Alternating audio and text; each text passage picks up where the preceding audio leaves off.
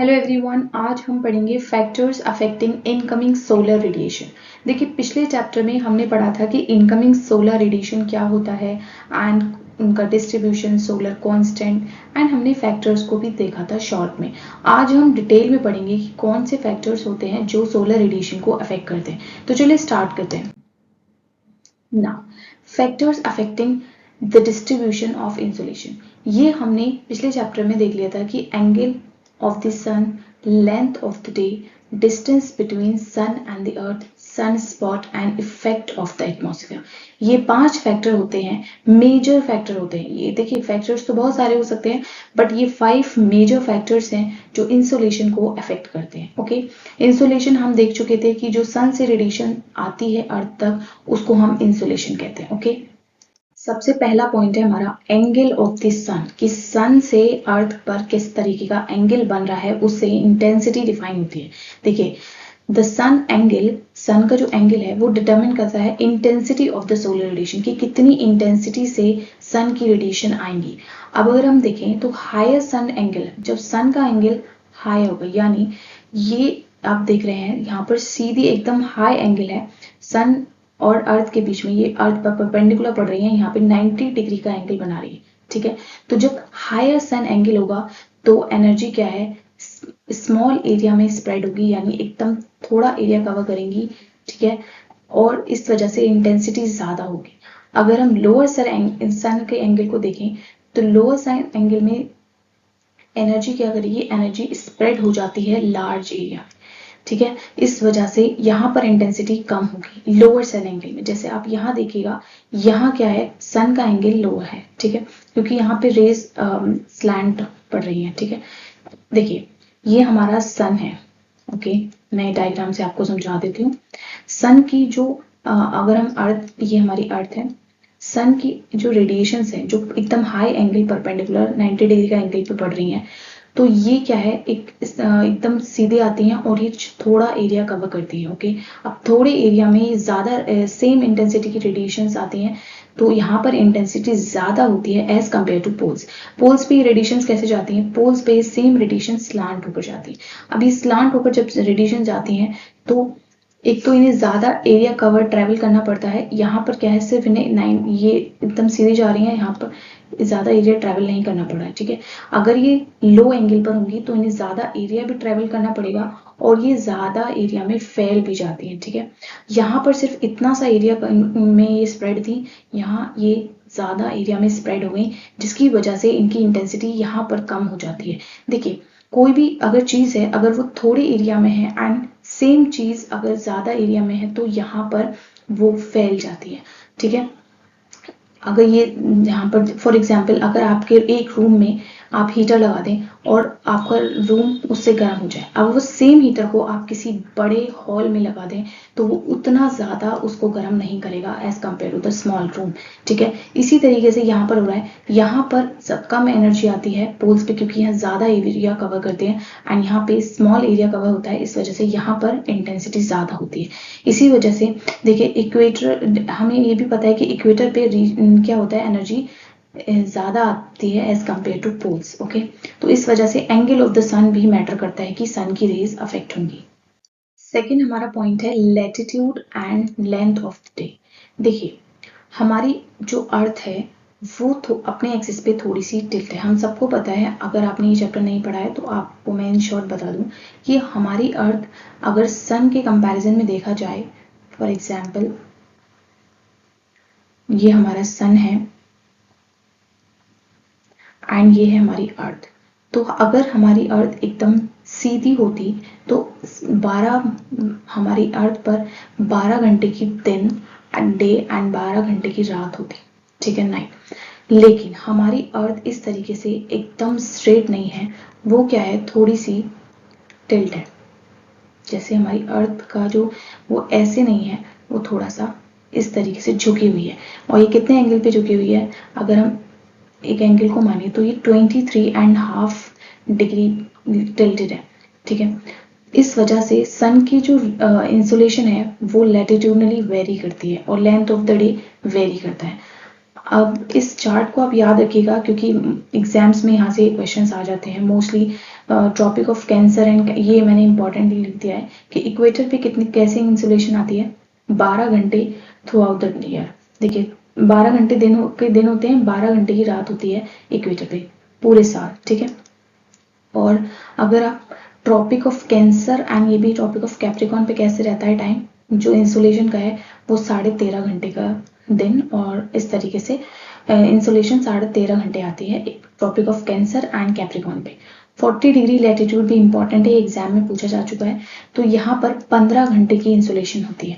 And इसी तरीके से 0 डिग्री, 17 डिग्री, 31 डिग्री मैंने पूरा आपको दे दिया है। अगर आप पोल्स पे जाएंगे तो पोल्स पे 6 महीने के दिन और 6 महीने की रात होती है। ओके, तो ये किस वजह से होता है मैंने अभी आपको बताया, क्योंकि हमारी अर्थ सीधी नहीं है, वो थोड़ी सी अपने एक्सिस पर टिल्ट है।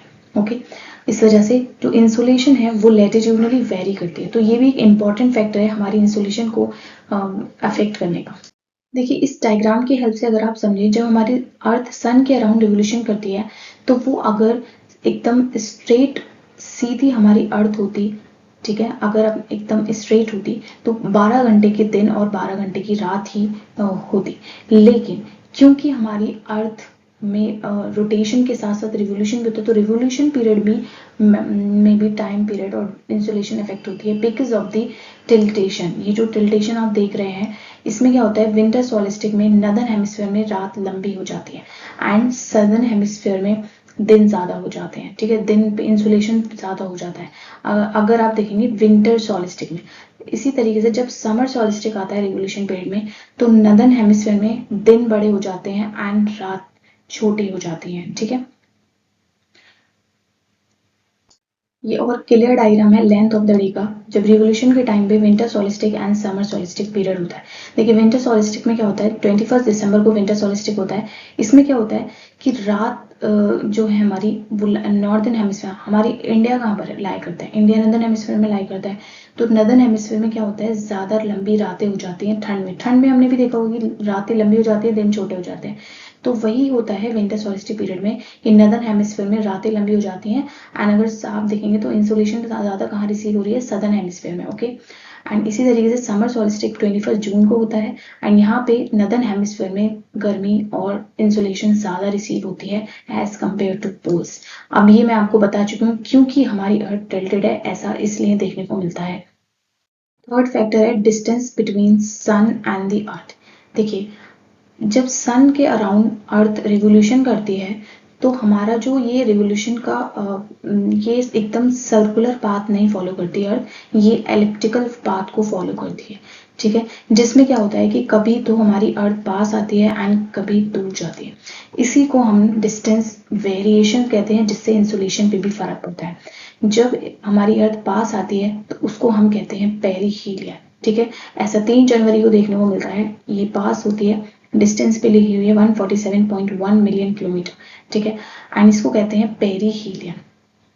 नाउ अब ये जो डिस्टेंस दूर होती है, ठीक है, जब सबसे फर्दर हमारी अर्थ चली जाती है सन के 152.1 मिलियन किलोमीटर, ये होता है 4 जुलाई को, जिसको हम कहते हैं एपीहीलियन। तो पेरिहीलियन 3 जनवरी को एंड 4 जुलाई को होता है एपीहीलियन। तो पास से आप पेरिहीलियन याद रख सकते हैं। ओके, तो यही है, डिस्टेंस वेरी करता है, जब पास होगी और तो ज्यादा इंसुलेशन रिसीव होगी और जब दूर होगी तो कम इंसुलेशन रिसीव होगी। तो ये भी एक इंपॉर्टेंट फैक्टर है। नाउ नेक्स्ट इंपॉर्टेंट फैक्टर है सन स्पॉट।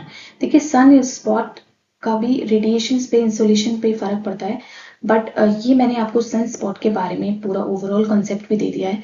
सन स्पॉट कहाँ देखने को मिलते हैं, ये डार्कर एरियाज होते हैं, फोटोस्फेयर में देखने को मिलते हैं। फोटोस्फेयर हमारी सन का जो सरफेस लेयर है उसको हम फोटोस्फेयर कहते हैं, और जो एटमॉस्फेयर होता है सन का उसको क्रोमोस्फेयर कहते हैं, ठीक है। तो फोटोस्फेयर में सनस्पॉट दिखते हैं, यहाँ पे टेम्परेचर कम होता है, 1500 डिग्री सेल्सियस कम होता है एज कम्पेयर टू क्रोमोस्फेयर, ठीक है। और इसमें ये पीरियोडिक डिस्टर्बेंस की वजह से बनते हैं एंड यहाँ पर इनका साइज ये होता है। Okay, and each sunspot has black centre area. देखिए ये सनस्पॉट का स्ट्रक्चर है कि जो सेंटर में ब्लैक एरिया है इसको कहते हैं उम्रा, जहाँ पे लोएस्ट टेम्परेचर होता है, एंड जो सराउंडेड एरिया आप देख रहे हैं ये है पेनिम्ब्रा जो कि लाइटर एरिया है, ठीक है।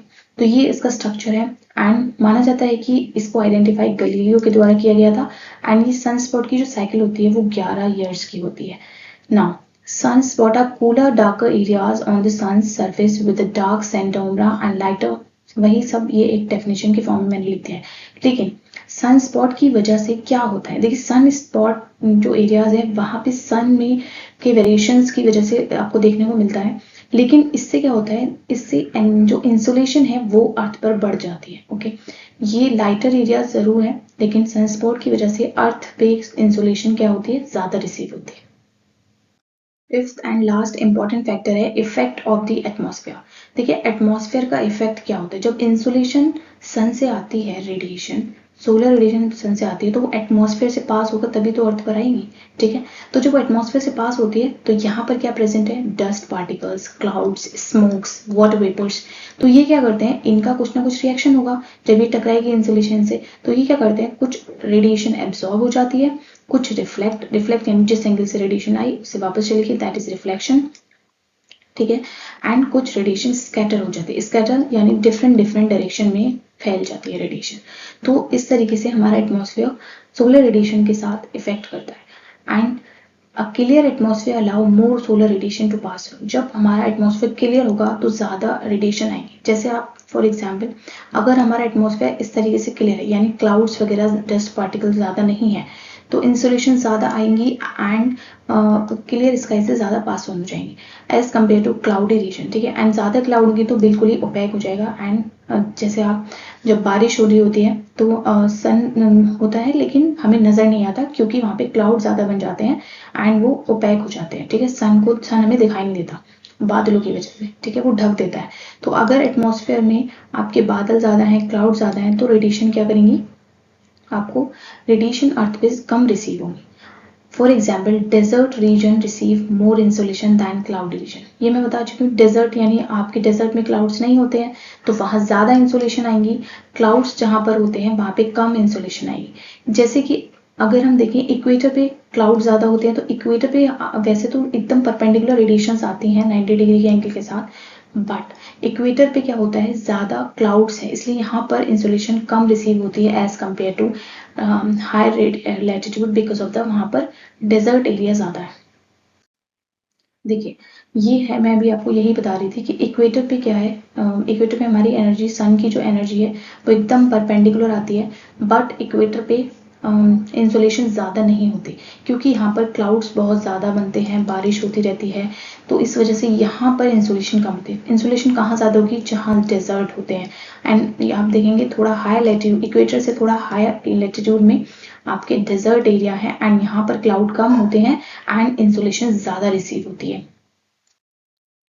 नाउ रिफ्लेक्शन, या अभी आपको मैं रिफ्लेक्शन का बता रही थी कि इसको हम एल्बिडो भी कहते हैं।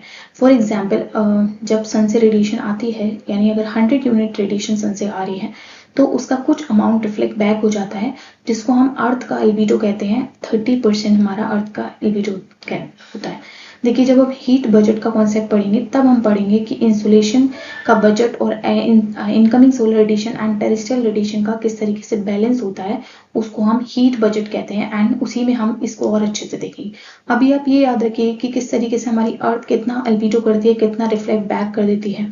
ओके, देखिए रिफ्लेक्शन ऑफ रेज, ये इंसिडेंस रेज होती हैं जिस एंगल से आ रही हैं एंड सेम एंगल से जब ये वापस चली जाती हैं तो रिफ्लेक्टेड रे कहते हैं। ये कुछ नहीं है, बस मैंने आपको इन पॉइंट्स में लिख दिया है कि क्योंकि एग्जाम में पूछ लिया जाता है कि फ्रेश स्नो का एल्बिडो कितना होता है तो ये 95% सबसे ज्यादा फ्रेश स्नो का एल्बिडो होता है क्योंकि वाइट होती है, ठीक है। ओल्ड स्नो का फिर उससे कम, क्यूमुलोनिम्बस क्लाउड का ज्यादा होता है, जो आपके लो लेयर क्लाउड होते हैं उनका कम होता है एल्बिडो। तो ये एल्बिडो आप ये इस डायग्राम से और इस टेबल से आप याद कर सकते हैं, ठीक है। एंड एल्बिडो यानी रिफ्लेक्शन जो होता है हमारी अर्थ का कितना है 30। ओके, ये कितना एब्जॉर्ब हो जाता है 70% एब्जॉर्ब हो जाता है और बाकी 70% स्कैटर और एब्जॉर्प्शन होता है लेकिन 30% रिफ्लेक्ट बैक हो जाता है। वर्टिकलिटी ऑफ द सन, देखिए जब वर्टिकल सन होता है यानी 90 डिग्री पे जब होगा तो मिनिमम रिफ्लेक्शन होगा। जब सन 90 डिग्री पे होगा तो मिनिमम रिफ्लेक्शन होगा। जब सन हॉरिजॉन्टल यानी 0 डिग्री और 5 डिग्री पे होगा तो मैक्सिमम रिफ्लेक्शन होगा। ओके, ये आप याद रखिएगा। आज के लेक्चर में हमने फैक्टर्स को अच्छे से देखा। अगर आपको कोई भी डाउट हो, you can ask me in the comment section. That's all about today, and yeah please don't forget to subscribe my channel. Thank you.